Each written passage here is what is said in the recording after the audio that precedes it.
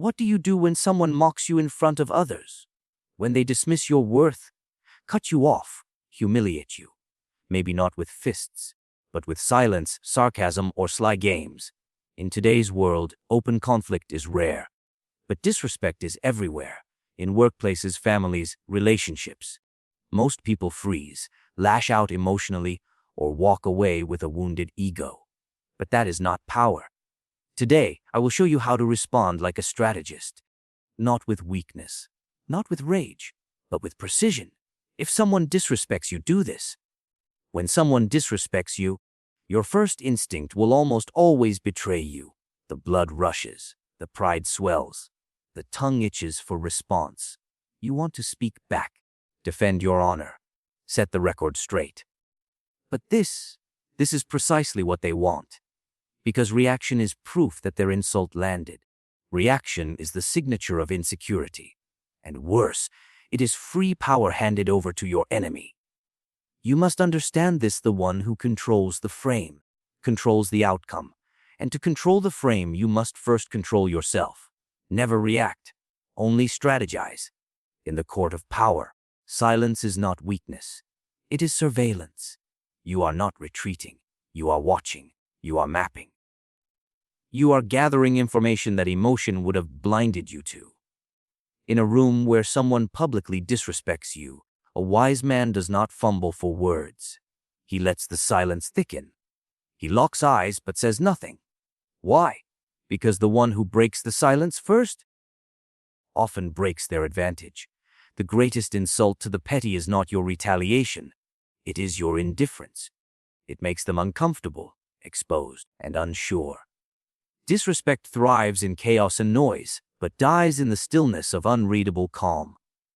Machiavelli taught that a prince must appear virtuous, but must be willing to act in contrast to virtue if power requires it. This means your emotional impulses must be locked away like dangerous weapons, never used in haste. When you are disrespected, do not react. Reposition. Their insult is not a fire to extinguish, it is a signal flare, revealing who they are. Let them reveal more. Let them think they've won. Let their tongue run wild. Every word they speak in your silence is a sword they swing wildly, carelessly, often cutting themselves. Ask yourself this: what is your goal, relief or control? Most people react because they seek momentary relief.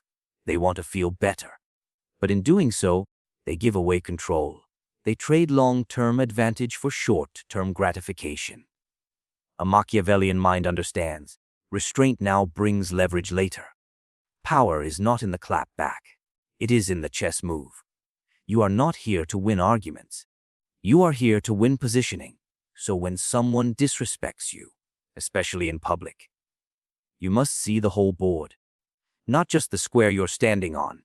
Don't focus on the insult. Focus on the audience. Focus on what the room sees.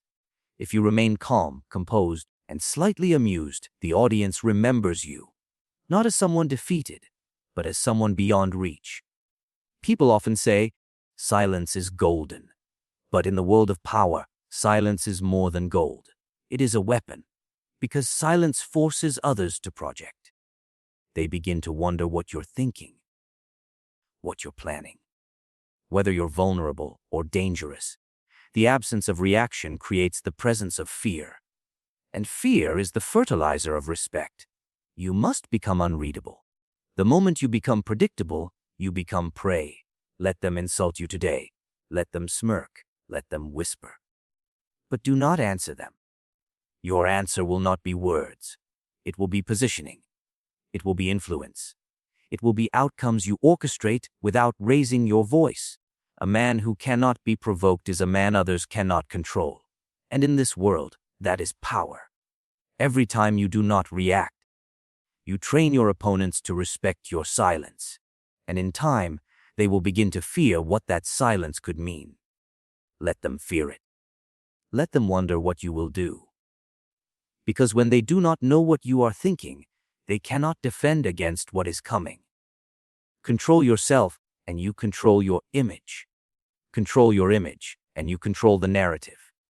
Control the narrative, and you control the power. Never react. Only strategize when someone disrespects you. The instinct is to argue, to correct, to explain yourself, to chase the illusion of justice. But in the realm of power, justice is not handed out like coins to the deserving. It is manufactured through perception. It is shaped by the eyes that are watching, not by the facts that are spoken. The wise do not waste energy fighting for what is true.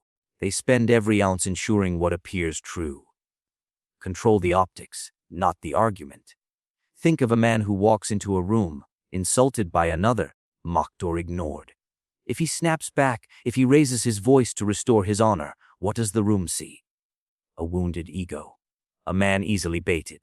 But if he stays composed, holds his posture, smiles even slightly, now the room sees something else. They do not know if he is offended or amused. They do not know if he's plotting or unaffected. And that uncertainty becomes his armor. Machiavelli knew that perception governs politics more than truth. A leader is not respected because of who he truly is, but because of how he is perceived to be. So too in your life, you don't need to convince your enemy. You need to manage the witnesses. Do not ask whether your response will feel good. Ask how it will look. Ask what image it will project. You must see yourself as a living symbol. Everything you do, say, wear, or even remain silent about tells a story. The one who controls that story controls their power. Arguments are traps. They drag you into mud and force you to fight by someone else's rules. Disrespect often comes baited with ego. If you bite, you are playing their game. But if you control the optics, if you own your stage and present yourself as above the spectacle, then even when others speak ill of you, their words fall into silence. Why? Because you've denied them the stage. And without an audience, disrespect dies. It is not your job to fix every lie, confront every rumor, or answer every smirk. It is your job to make those actions look foolish. That happens not through debate, but through dominance in presence. Be the man who doesn't flinch. Be the woman who keeps walking. Let them talk. Let the room see that their insults bounce off you like arrows against stone. Because the more someone throws dirt and you stay polished, the more they look bitter and you unbothered. This doesn't mean you do nothing. On the contrary, you are always doing something. You are cultivating your image. You are deciding how to be seen. You are choosing which facial expression, which tone, which gesture will serve the moment. This is not performance, it is influence. A ruler cannot afford to be emotional in public, nor can you. You are the curator of your own reputation, not through debate, but through deliberate posture. There will be times when you're misunderstood. Let it happen. There will be times when people talk behind your back. Let them. The moment you rush to defend yourself, you elevate their gossip to a worthy threat. But if you carry on as if their words are beneath your concern, now you create a new narrative, one where your silence says more than their noise ever could. In Machiavelli's world, image was not decoration, it was currency, and your social currency rises when you demonstrate that no one can shake you. Even if inside, your blood boils, outside, your face must remain calm. Even if your heart pounds, your eyes must stay still. This is not hypocrisy. This is discipline. This is the price of power. Understand that optics are not lies. They are layers, and the world sees only the surface. When you master that surface, when you control how you are seen, you begin to shape how you are treated. People fear offending those who look untouchable. They mock those who look vulnerable. Do not be vulnerable in public. If you must fall apart, do it in solitude. But when the eyes are on you, stand like a mountain. Let others argue. Let others scramble for applause, for sympathy, for explanations. You remain the mystery. You hold the posture. You walk as if you've already won. Not because you're pretending, but because power, real power, is quiet, and it does not beg to be understood. It demands to be seen on its own terms. control the optics, and the world bends in your direction. Let them wonder what you're thinking. Let them fear what you're capable of. The ones who manage perception manage the world. When someone disrespects you, the temptation to strike back is overwhelming, to shut them down, to put them in their place. But this urge is primitive, emotional. It belongs to those who are ruled, not to those who rule. The disciplined mind understands that timing is everything, that retaliation done too soon is noise. But retaliation done after your enemy overextends. Now that is art. Let them overextend first. Disrespect is never about the insult alone. It is about what it reveals. When a person mocks you, belittles you, or plays games with your reputation, what they are truly doing is stepping out of their hiding place. They are exposing themselves, their jealousy, their ambition, their insecurity. It leaks out through their words, through their tone, through the ways they attempt to provoke you, and most of the world is blind to it. But not you. You watch, you take note, because the moment they move against you, they're not just acting. They are committing. And commitment means they can now be read, tracked, and ultimately cornered. Machiavelli understood the flaw of the impulsive man. The one who throws punches at the first offense never sees the bigger battle. But the one who waits, who watches, who collects, he becomes dangerous. Because while others are swinging, he's planning the final blow. That blow only lands when the enemy is tired, exposed, arrogant, and unaware. That's when you strike, not to get even, but to dominate. Let them talk. Let them show the world who they really are. Give them time? Feed their ego if you must. Nod, smile, step aside. Let them believe they are winning. There is no greater blindness than the blindness of someone who thinks they've already won. They stop watching their back. They start talking too much. They surround themselves with flatterers instead of strategists. They make mistakes, repeatedly. And if you're watching, truly watching, you will begin to see the cracks in their armor long before they do. This is what it means to let them overextend. They build a tower so tall with their disrespect, so proud of their view, that they forget how fragile the base is. And then, only then, you push, not with noise, not with anger, with one quiet, well-timed move that topples everything they've built. That is strategy. That is patience rewarded. Disrespectful people are often reckless. They believe their first insult will intimidate you. When it doesn't, they escalate. When you don't flinch, they go further. They try harder to provoke. They throw more insults, more schemes, more traps. And this is where most people break. They think, I have to respond now, or I'll look weak. No. The wise know that every move the enemy makes in arrogance becomes a thread. And those threads, once pulled at the right time, unravel everything. You must become a mirror. Reflect nothing. Reveal nothing. Let them make the noise. Let them dig their hole. You are not hiding. You are constructing. You are building your response not on emotion, but on architecture. And when the moment comes, your response won't even look like revenge. It will look like inevitability. As if the fall was written from the start. Sometimes this means saying nothing for weeks. Sometimes months. But do not confuse patience with passivity. You are active in your waiting. You are collecting every misstep, every insult, every failed manipulation. You are becoming a ledger of their foolishness.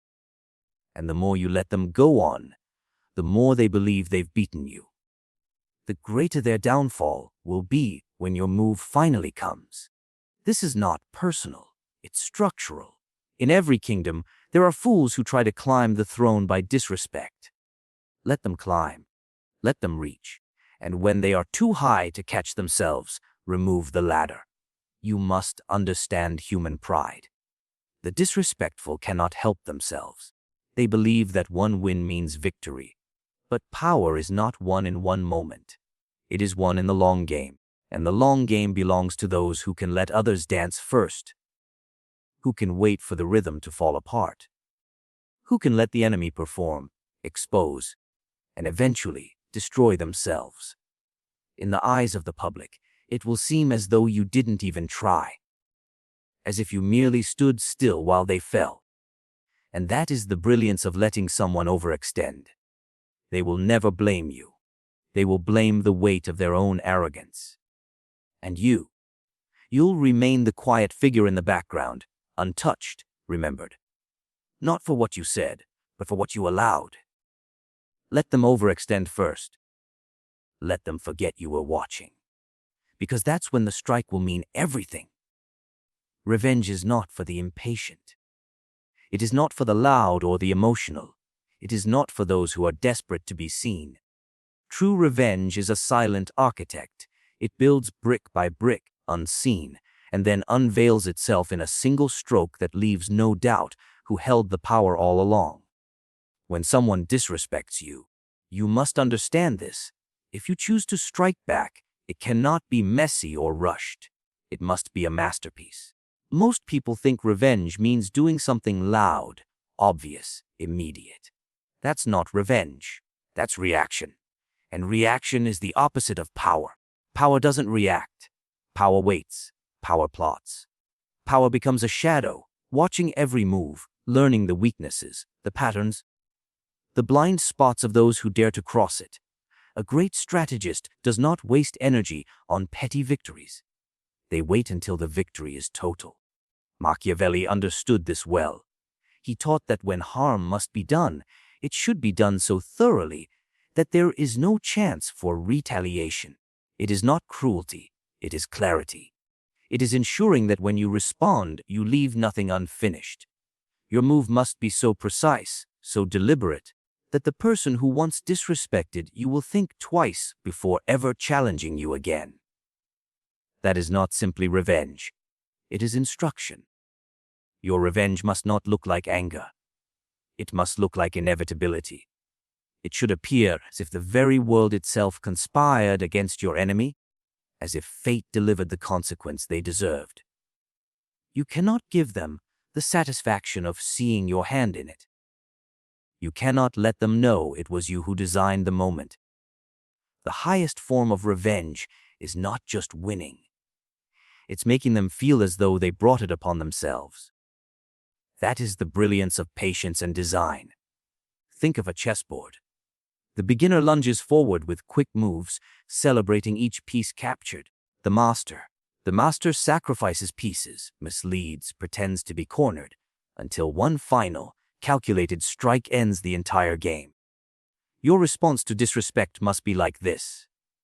Let them think they've won. Let them laugh.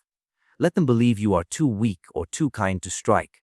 And then, when the time is right, act in a way that feels inevitable. Quietly. Without warning. Without leaving a trail. A masterpiece of revenge is not always about action.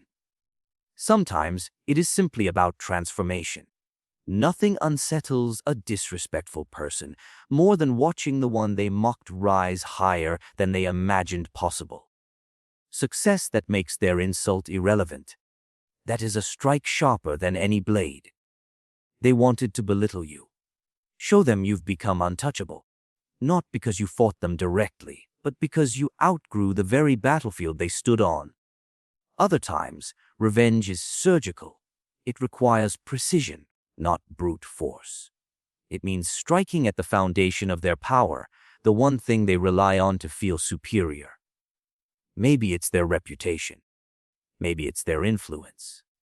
Maybe it's their comfort in thinking you are harmless. A true strategist studies these foundations, waits for the moment when a single, quiet push will make everything crumble. And when it happens, it will not be a roar, it will be silence.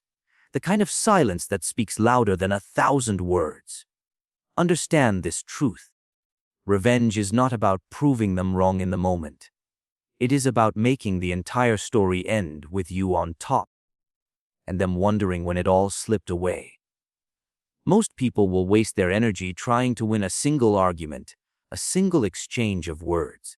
But the powerful know that words are wind, results are stone, and when your revenge is built on results, on undeniable outcomes, there is nothing left for them to say. Revenge, when done right, is not even recognized as revenge. It is seen as destiny. It is seen as the natural unfolding of events. That is the beauty of mastery. You don't just fight your enemies, you orchestrate their downfall so gracefully that they never even see your hand guiding it. When you choose to act, do it with finality. Do it so thoroughly that you never have to do it again. Do it so cleanly that it doesn't look like vengeance, but like a story that could have ended no other way. That is the art of making your revenge a masterpiece. You were never meant to beg for respect. You were meant to command it, not through noise, not through rage, but through presence, precision, and power. When someone disrespects you, the goal is not to win their favor, nor stoop to their level. The goal is to rise so far above them that their insult becomes irrelevant, their voice becomes background noise, and their presence becomes forgettable. Never react, strategize, because every reaction costs you clarity, and clarity is the weapon of the ruler. Control the optics, because what matters is not the insult itself, but what the world believes about it. Let them overextend. Their arrogance will do more damage to them than your retaliation ever could. And when the time comes to respond, do it with the silence of a storm, measured, clean, final. Your revenge is not for their satisfaction. It is your statement to the world, written not in words, but in consequences. You are not here to prove yourself to the petty. You are here to become untouchable, to turn disrespect into elevation. Weak men seek to be liked. Strong men make themselves necessary. So the next time someone disrespects you, do not panic. Do not explain. Do not rush. You are not just defending your pride. You are building your legacy.